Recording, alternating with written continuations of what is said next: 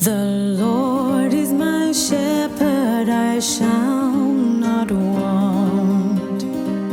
He makes me lie down in green pastures.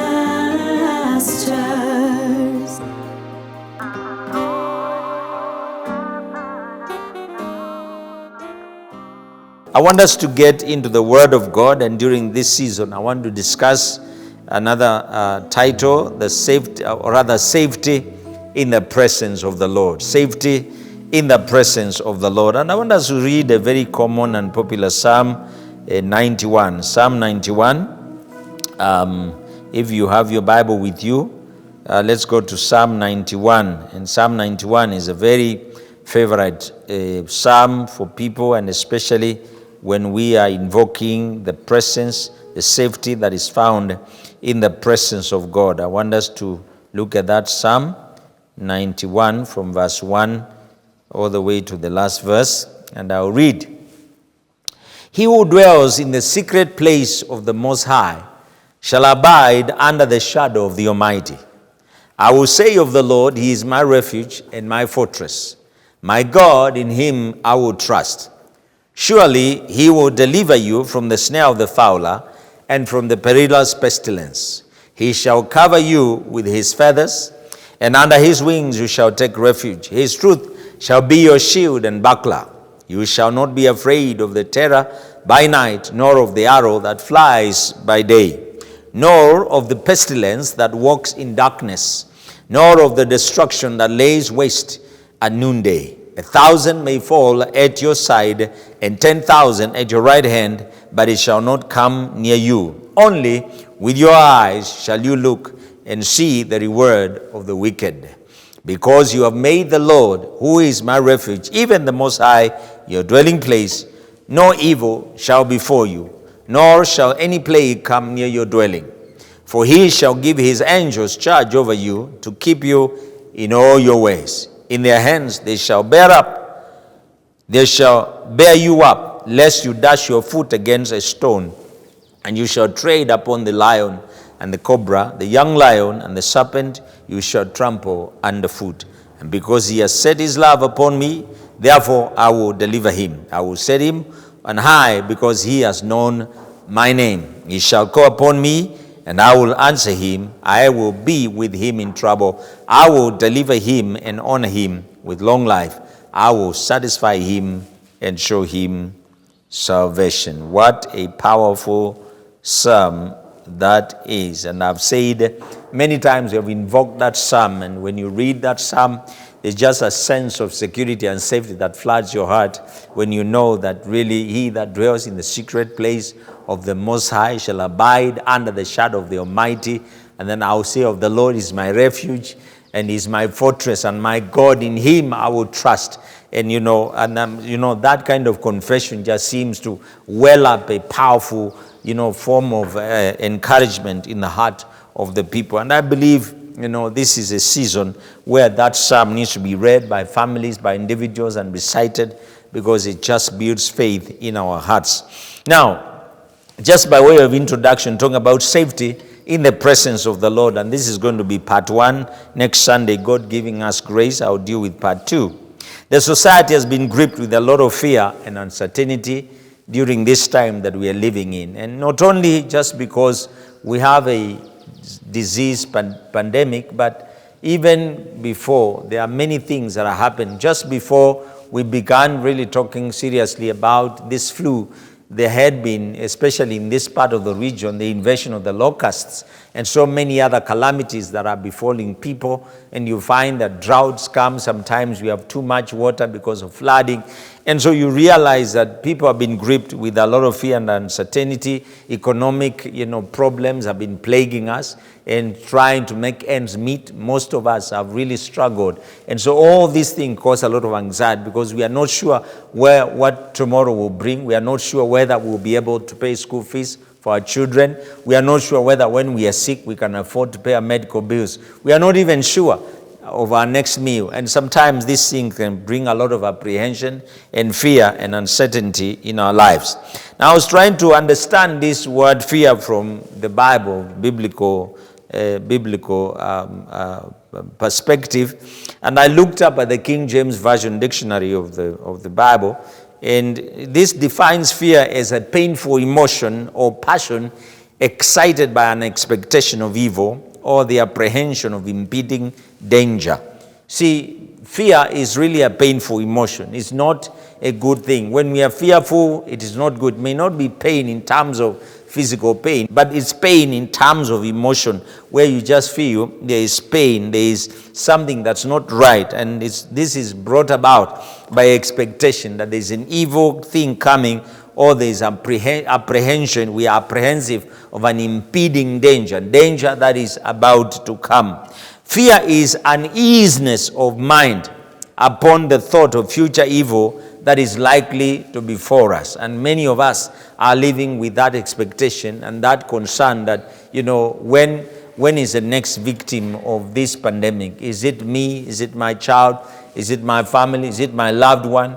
And that causes some sort of fear and uncertainty and a lot of apprehension. Now, fear is accompanied by a desire to avoid or ward off the expected evil. Every time we are fearful, we do something to ensure that that thing doesn't befall us. And I know there are some very innocent things we are doing. For example, when we sanitize our hands, when we wash our hands and we use the hand sanitizers or we use masks, and it's important that we do that. All those are actually desires and activities to ward off or to avoid the expected evil. And sometimes can even be beyond that, where we even go ahead and either run away. It's not surprising that there could be people who have ran away. I'm just giving you an example of how people can deal with the issue of that desire to avoid or ward off the expected evil. Fear is the passion of our nature, which excites us to provide for our security on the approaching evil. And we do many things. We can even gather things to make sure that if something happens, we are safe. You've heard of people who are called doomsday preppers, people who have dug, bunkers, and they keep buying canned food and guns and hiding there because they are expecting that very soon there's going to be an evil and they need to respond to that when that happens. And so really, you realize that fear is not really something that is far from us. Most people are plagued with fear. Even, the people who look like they are very powerful. Fear doesn't have any favorites. I believe everybody is subject to fear, including even pastors like me. Sometimes we are gripped with a lot of fear and a lot of uncertainty. We don't know what's going to happen because it's normal to be fearful. Fear is one of the most effective weapons that the devil uses, especially against believers. And because our context is really the church, we must address this matter from the perspective of people that have a relationship with God, and those of you that would possibly, either in the course of this service or later on, want to connect with the Lord Jesus Christ. It is important for you to understand that fear is one of the most effective weapons that the enemy will use against you as a believer. And that's why the Apostle Peter, writing in chapter 5 verse 8, he says, be sober, be vigilant, because your adversary, the devil, walks about like a roaring lion, seeking whom he may devour. The person that he devours is usually the person who is fearful, somebody who succumbs to fear and begins to give in to the fear of the devil. As we discuss this topic on the safety in the presence of the Lord, I want to show you the dangers of fear, and especially to the Christian. What are the dangers of fear? What happens when we allow fear to creep in our lives? Now, number one, fear drives away faith. Fear drives away faith. I need you to remember that faith is very important to the Christian. Remember, the Bible in the book of Hebrews says that faith is the substance of things hoped for, and goes on to say that without faith it is impossible to please God, because those who approach God must believe that He is, and He is a rewarder of those who honor Him, or who serve Him, or who fear Him. It is important to know that when we are fearful, we cannot please God. And so fear drives away faith. Matthew chapter 8 verse 23 to 26, we see a very classic example of a situation where the disciples of Jesus allowed fear to replace their faith. The Bible says, now when he got into a boat, Matthew 8:23 to 26, now when he got into a boat, his disciples followed him. And suddenly a great tempest arose on the sea, so that the boat was covered with the waves, but he was asleep. Then his disciples came to him and awoke him, saying, Lord, save us, we are perishing. But he said to them, why are you fearful, O you of little faith? Then he arose and rebuked the winds and the sea, and there was a great calm. Jesus identified their presence of fear with the size of their faith. He said to them, why are you fearful, O you of little faith? In other words, Jesus was saying, had they had faith, they would not have been afraid. So I want you to see that every time a Christian allows fear to grip them and creep into their heart, what they are doing is they are allowing fear to replace faith in their hearts, because fear and faith do not exist together. One has to give way to the other. When we have faith, fear has no place in our hearts. When we don't have faith, of course, fear has a lot of place in our hearts. Fear is not the absence of courage, but it is the absence of faith. Fear is not the absence of courage. Many times we think when we are courageous, we will, we'll drive away fear. Some people look that they are courageous. If you just check inside, they are trembling with fear. It's only that they are able to put up a mask to show you that they are courageous. But indeed, the inside of their heart is trembling. But when you have faith, you actually are not fearful, because fear is not the absence of courage. It is the absence of faith. When we are fearful, we don't have faith. When we have faith, we are not fearful. Fearful believers are faithless believers. You cannot have fear and have faith. It doesn't work. And that's why we encourage Christians to have faith, because when you have faith, you will not fear. I have heard of people who come and tell me, Pastor, there is a man who looks like a witch. He just moved into a neighborhood and I can't sleep. I'm so scared. I don't know what to do. And, people allow fear to creep into their heart until they even may need to move, from that estate because of fear. And yet, if you are a believer, you will know that you are taken care of. You know that greater is he that is in your heart than he that is in the world. And you should be able to stand up in faith and challenge everything that will come through to you. And that's why, David in Psalm 23, he says, though I walk through the valley of the shadow of death, I shall fear no evil, for thou art with me. David was not necessarily a courageous man, although, we would say that. But clearly, he is saying that the reason why I will not fear evil, even I walk through the valley of the shadow of death, is because you are with me. And when you're with me, I have faith. Because I have faith in you, I know you're with me, and you protect me through everything that I've got to go through. So understand that, friend, one of the dangers of fear is that fear drives away faith, and we need to deal with that situation, so that even as we go through some challenging times, not necessarily just this one, but many others that have plagued our lives, and others that may come even after this, that we will not allow fear to displace the faith that is in our hearts. The second danger of fear is that it brings a sense of helplessness. When you are fearful, you surrender to the fate of what is around you. And when you do that, you become helpless. You allow the conditions to actually dictate you and your moods and what you can do. Now, in Matthew chapter 14, verse 25 to 27, again, the disciples of Jesus Christ. In the fourth watch of the night, Jesus went to them walking on the sea. And when the disciples saw him walking on the sea, they were troubled, saying, it is a ghost. And they cried out for fear. They cried out of fear. They were frightful. But immediately Jesus spoke to them, saying, be of good cheer. It is I. Do not be afraid. They were so helpless because they thought this is a ghost and we are finished. If this ghost can walk on water, who are we and what is going to happen to us? Let me tell you something. When we're fearful, fear freezes people into panic and a mode of inactivity. You have seen people that are panicked. They don't know what to do. They can't solve a problem. It's like walking into a place where maybe a house has caught fire. Somebody's panicked.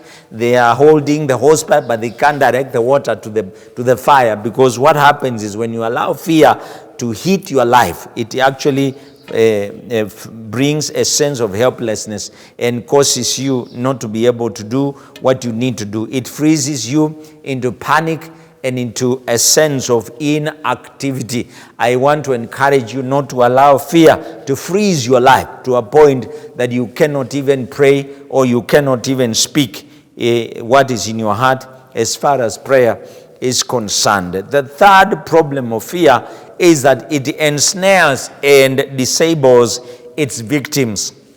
Fear ensnares and disables its victims. What does that mean? To snare is simply to capture. Is to capture and make immobile. And so when we are afraid, we are totally captured. And when you are captured, then you become a victim of your captor. You become a captive. And when you are a captive, you are actually you are under the control of the person that have captured you. In Proverbs chapter 29 verse 25, the Bible says, "The fear of man brings a snare, but whoever trusts in the Lord shall be safe, or if you like, shall be free." If the fear of man brings a snare, then the fear of virtually everything ensnares you to whatever you're fearing. So if you're fearful of a man or someone else or something else, that thing then brings you into a snare and you become its captivity. It's captive. In the Message version, the Bible says the fear of human opinion disables. Trusting in God protects you from that kind of disability. I pray that you will come to the place whereby you don't allow fear to ensnare you and disable you as its victim, but you arise and be free from that kind of a situation. And then number 4, the problem of fear or the danger of fear is that it disables the capacity to please God. Fear disables your capacity to believe, or rather to please God. The worst thing that can happen to any believer is for them to come to that place whereby the capacity to please God is being taken away from them. Hebrews chapter 11 verse 6, the Bible says, "But without faith it is impossible to please him," God. "For he who comes to God must believe that he is, and that he is a rewarder of those who diligently seek him." Without faith, it is impossible to please God. Remember, we said initially that fear displaces faith. That, fear is the absence of faith. When we do not have faith, we are fearful. And when we are fearful, we do not have faith. And when we don't have faith, it is impossible. It is impossible. Not unlikely. It is, or likely. It is impossible to please God. Because if you go to God, you must believe that he is. Believing that God is requires faith. And then you also know that he is a rewarder of those who diligently seek him. So please remember that fear disables your capacity to please God. And people that are fearful are limited in the level at which they can be able to please God. So I have given you 4 dangers of fear. I've told you the first danger is that fear drives away faith. Whether you like it or not, it doesn't matter how much we try to explain the situation, it is impossible to have faith when you are fearful. And we need to trust God that we don't become fearful at all, because it's an enemy of faith. And number 2, fear brings a sense of helplessness. When you allow fear to creep into your life, you become helpless. You become controlled by fear to an extent that you cannot function. I have seen people who are so scared that even venturing out of the house is a problem. They need counseling because of fear. I want you to know that fear brings a sense of helplessness, and we should not allow ourselves to get there, because we should never be frozen into panic and a sense of inactivity. The third danger of fear we have seen is that it ensnares and disables its victims. When you allow fear to creep into your heart, you are completely ensnared. You're caught up in a trap, and you cannot be able to wrinkle yourself free,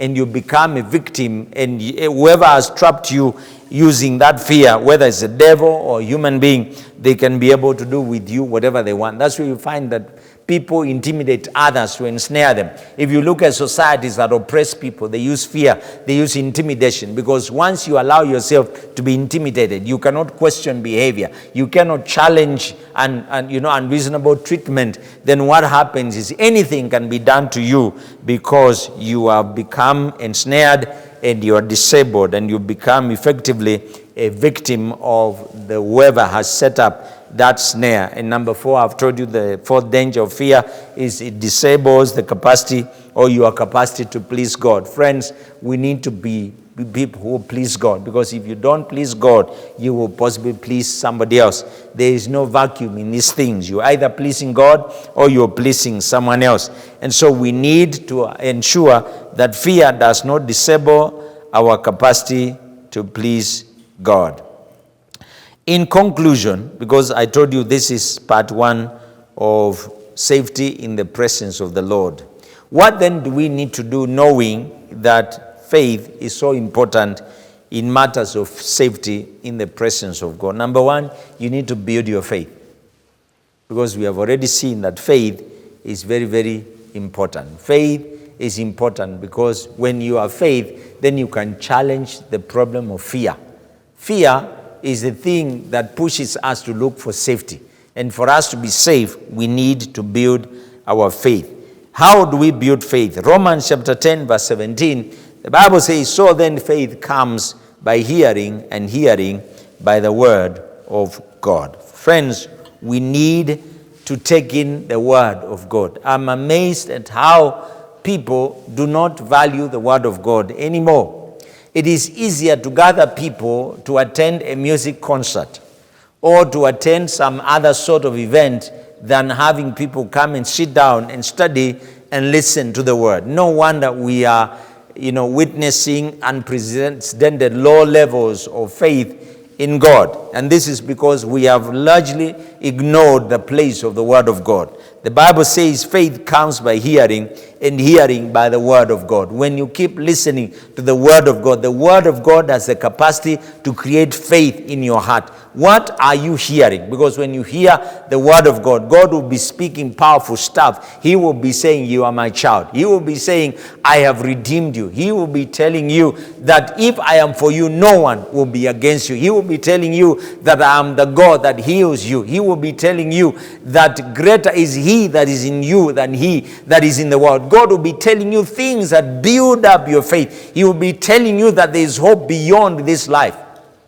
And that encourages you. So please build your faith. It is your responsibility to ensure that your faith is built. And your faith will grow to the extent that you feed on the word of God. The reason why our faith is malnourished is because we don't feed on the word of God. We are feeding on philosophies of men. We are feeding on simple pop psychology that builds and puffs up our human feelings and desires, but doesn't really address the reality of the need of the soul of man. And that is the word of God, which Jesus said that man shall not live on bread alone, but by every word that proceeds out of the mouth of God. I challenge you to give time and space to the word. Allow the word to come into your heart, and you'll be surprised how powerful your faith will become, because the word of God is true. Because faith comes by hearing, and hearing by the word of God. In Jude 20:21, Jude is one chapter, so Jude verse 20 and 21, the Bible says, but you beloved, he was talking about apostates and people who come lying and cheating and saying all manner of crazy things. And then he switches and begins to talk to the church, the believers. He said, but you beloved, building yourselves up on your most holy faith, praying in the Holy Spirit, keep yourselves in the love of God, looking for the mercy of our Lord Jesus Christ unto eternal life. So he's saying, building yourselves up on your most holy faith, praying in the Holy Spirit. So there will be things that are expected there. Three things. First of all, building yourselves up in your most holy faith. And we said you build your faith through listening to the word. And then praying in the Holy Spirit. There'll be moments you just have to, let the Holy Spirit pray through you. And you just, babble in tongues in worship. And just let the power of God just take you through a stage where you're just praying and speaking in tongues. And most of you that know this particular element of life life. You know how sometimes you've been through that. You just arise, and when things were pushing you down, you feel like you're almost sinking. All of a sudden, your spirit is elated, is elevated, and you're building yourself up in your most holy faith, praying in the Holy Spirit, and then keeping yourself in the love of God. We must keep ourselves in the love of God, because there is tendency by the human flesh to just want you to wander off the love of God. We must forcefully keep ourselves in the love of God, so that we look for the mercy of our Lord Jesus Christ unto eternal life. We must do these things, because when you do that, friends, then we'll build our faith. So point number 1, knowing that faith is important because it chases away fear. Build your faith. Do everything you can to build your faith. Take seriously the preaching of the word. Take serious the reading of the word of God, and whatever you can do to take in the word of God. It is a powerful way, just the way we build our bodies through eating balanced diet, good food. Then when we feed on the word of God, it feeds our human spirit in the aspect of faith. So the second thing that we need to do is we need to walk in the spirit of power, love, and sound mind. There is something that the Bible calls the spirit of power, love, and sound mind. And we get this in 2 Timothy chapter 1, verse 6 to 7. And this is the Apostle Paul writing to Timothy. He says, therefore, I remind you to stir up the gift of God which is in you through the laying on of hands. For God has not given us a spirit of fear, but of power and of love and of a sound mind. God has not given us a spirit of fear. So we need to walk in the spirit of power, love, and sound mind, because it's already given to us. When we find ourselves fearful, it's because we have left the path of the spirit of power, of love, and of a sound mind. You see, you need to live your life with an expectation of better things. There are people who live life as though something will go wrong the next minute. You are expecting something bad to happen. Someone who just walks up to you and telling, I have a feeling that something bad is going to happen to me. I don't know. Or you're just standing with people somewhere and they start asking, suppose this building just collapsed when we are here. People sometimes allow themselves to think wrong things. The Bible says we have been given a spirit of power and love and sound mind. Sound mind simply means right thinking. You have the right thinking. You don't just think when you see a cockroach just pass, on the floor, you just say that's the devil that was sent here. Or you see a cat crossing the road, and especially a black one, and you have to turn back and go to the house because you believe that's a bad omen.